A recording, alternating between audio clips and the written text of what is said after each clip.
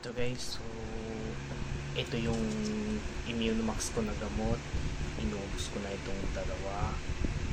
Ito yung Immunomax capsule to, food supplement to. I mean food supplement pala. Tapos ito may kasamang tubig. Tapos try natin tong Immunomax. Ito siya, kulay yellow siya.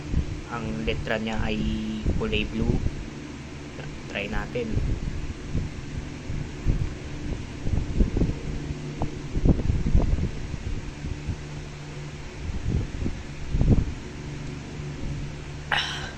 So ito guys, try nyo tong Immunomax. Maganda ito sa katawan para hindi kayo sakitin. Thanks guys for my videos.